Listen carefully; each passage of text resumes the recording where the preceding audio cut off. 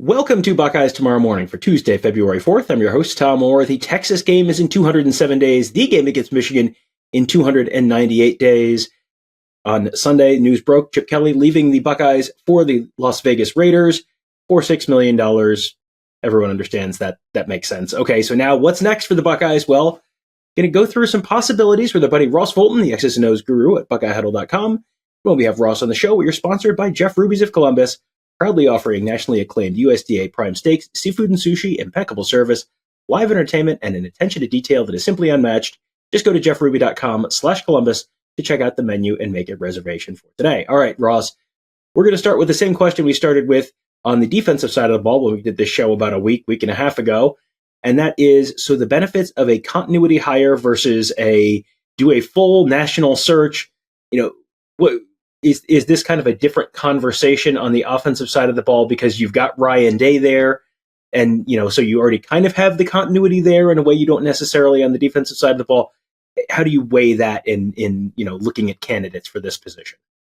I would say so. I mean, I would think that any person brought in is going to be running Ryan Day's offensive system and playbook. Like, I don't think they're going to change the terminology or the concepts. By and large, you can always add things at the margins like Chip Kelly did, but I still think it's going to have the heavy fingerprints of Ryan Day on it. And so I think that you're not bringing in someone to install a whole new offense. Whereas like on the defensive side, there's going to necessarily be more flexibility, if you will, because there's just less of Day's involvement there scheme wise.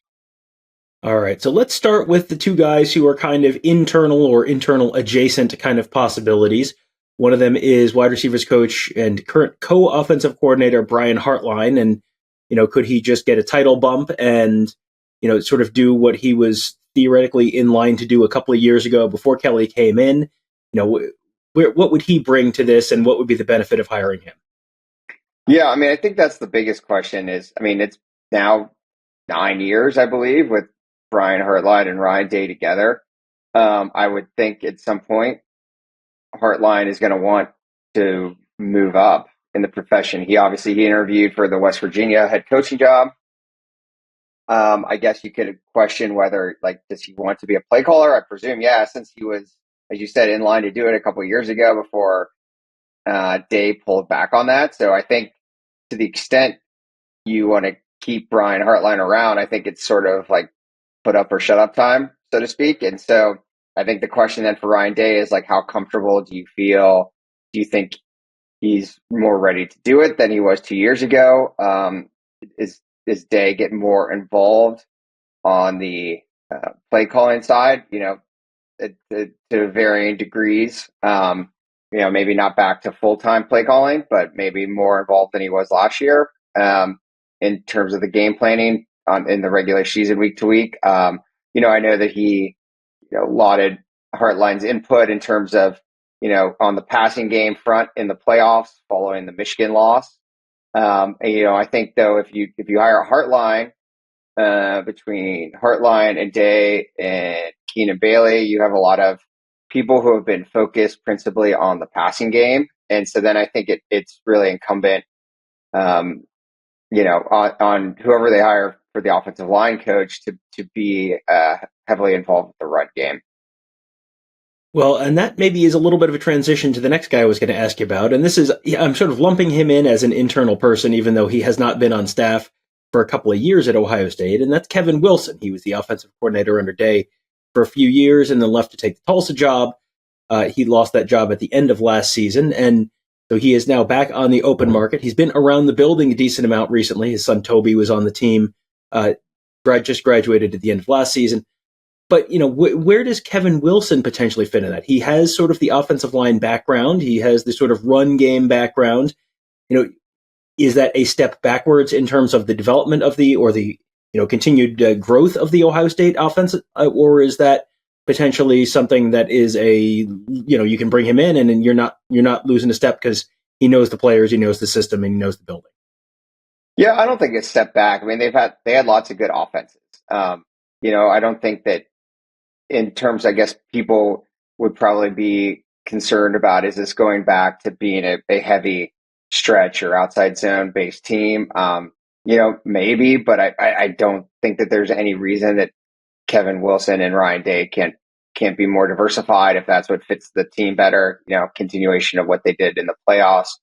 I think it would be great in theory, to my previous point, to have Kevin Wilson involved to help the run game.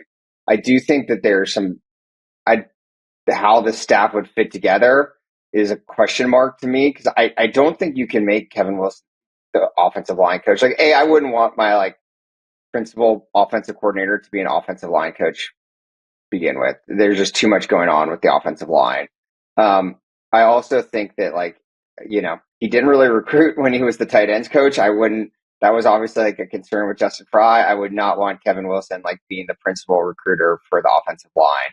But then if you wanted to make him the tight ends coach back to where he was, and the co-coordinator with Hartline, then it's can Keenan Bailey coach quarterbacks? I don't know the answer to that. So I think that there's some how would the puzzle pieces fit together? But I think in theory, even if Brian Hartline became the principal offensive coordinator, it would be great to have Kevin Wilson's input in some capacity there. There's obviously you have more staffing positions now, and so you have all kinds of people. Tim Drebno's around in terms of the run game, and obviously he's been involved with Chip Kelly for a long time. So you still have some of that diversity, run game diversity there on that front as well. But I just think there's questions depending which way they go in terms of how everything fits together. All right, and I'm going to lump the next two guys together, and that's probably a little bit of an oversimplification, but it's also sort of a reflection of the reality of the current job market, which is you're not going to hear any NFL guys on here, because generally the trend has been, if you're going to the NFL, you don't want to deal with the recruiting and all the nonsense that has come with college football in 2025. There's a reason that Chip Kelly headed off to the NFL, and it was probably a little more than just the $6 million from the Raiders. So one of the other realities is the MAC is not quite what it used to be in terms of being a springboard to other head coaching jobs at higher levels. You've seen coaches like Sean Lewis, for example, leave Kent State and go be the OC at Colorado State at Colorado for a year before he went to San Diego State as the head coach. It's not necessarily as easy a jump from MAC head coach to low-level Power 5 kind of head coach as it used to be. So the next two guys on the list are two guys who have had some success and in various spots. Joe Moorhead is the Akron head coach, used to be the head coach at Mississippi State, was the OC at Penn State during the deep state years, was at Oregon when they had some success against Ohio State in 2021. Let's start with him before we get to Jason Candle. Joe Moorhead as a candidate, I would assume that he would probably take that phone call without much of a delay. What do you think about him as a candidate for the Buckeyes? To back up to your NFL point, Chip Kelly, it would have been great for Ohio State if they got another year. But the part of the reason, in my opinion, he didn't come with Ryan Day the first time around when he hired Bill O'Brien was he was waiting to see if he got an NFL offensive coordinator job. So I've long assumed that was where he ultimately was hoping to go with this.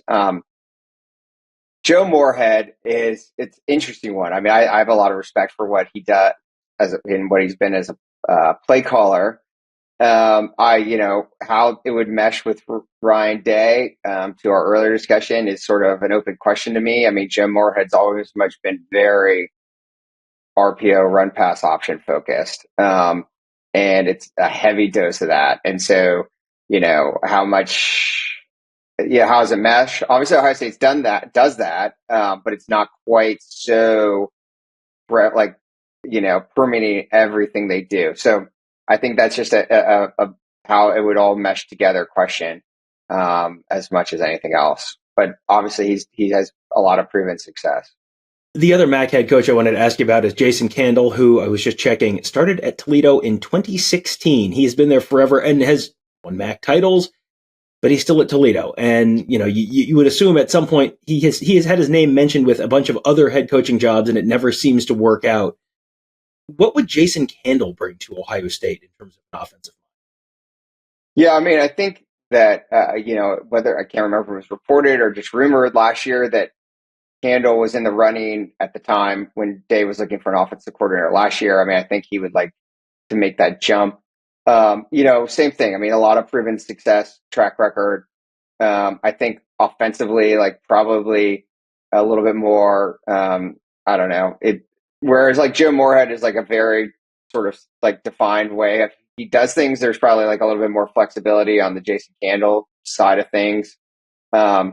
But then again, like, and then the question becomes like, how does everyone else fit together with that off that? Like, is Brian Hartline then on borrowed time at Ohio State and looking for another opportunity? So those are the things you have to weigh, and where does he fit on the staff as well in terms of position coaching. One other name I saw someone on our board throw out was Neil Brown, who is the former head coach at West Virginia, ironically the job that Brian Hartline was interviewing for earlier. Coaching community, a small one, especially in regions of the country. Neil Brown had some success at West Virginia, had a lot more success at Troy previous to that. What kind of offensive coordinator would he be, and what kind of a fit would he potentially be at Ohio State? Give me a sense for that.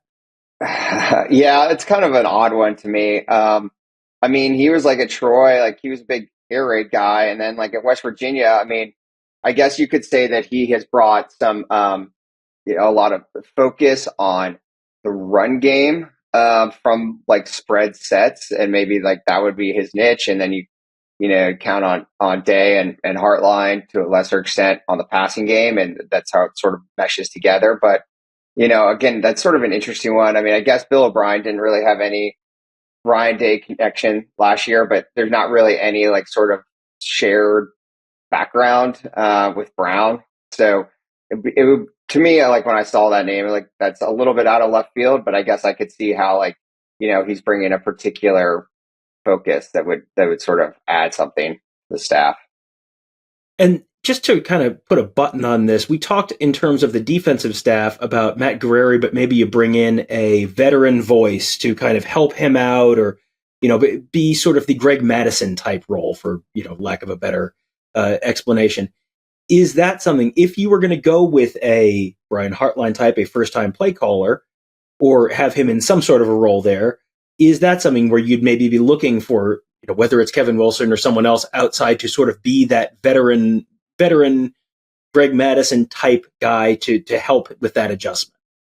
Yeah, absolutely. I mean, it'd be, if you're looking at Hartline, like it would be great to have Kevin Wilson help. As I said, then it's sort of a question of like, how does everyone fit together on the staff and who's doing what?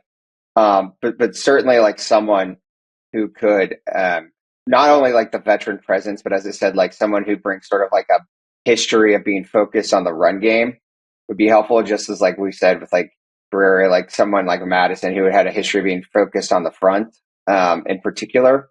And so, again, I think just like on the defense, you're looking sort of for like a back end front kind of mix. Here you're looking for like a pass game, run game mix. But to me, like, so that to me would be essential in some way, particularly if Hartline. But like, as I said, you want someone who, certainly if you're like making Hartline the primary offensive play caller, you would want someone who was very much on the same page with the Ryan Day offensive system and how the run game fits in that. And obviously Kevin Wilson fits that bill, but I think anyone, even if you were like bringing in a Neil Brown with Hartline as like co-OCs, I think then you'd have like a pass game, run game dichotomy mix there as well. All right. Well, we will have plenty to talk about all week long at BuckeyeHuddle.com as we break down the defensive coordinator search, the offensive coordinator search, the offensive line coach search. There's a whole bunch of other stuff going on. We have a little bit of a timetable now for what spring football looks like. Looks like it should be pushed back a couple of weeks. So that's coming in just a little over a month.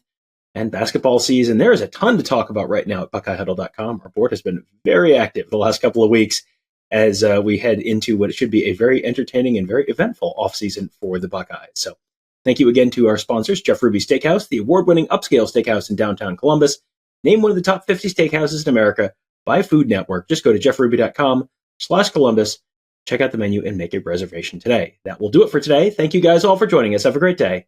We'll talk to you tomorrow.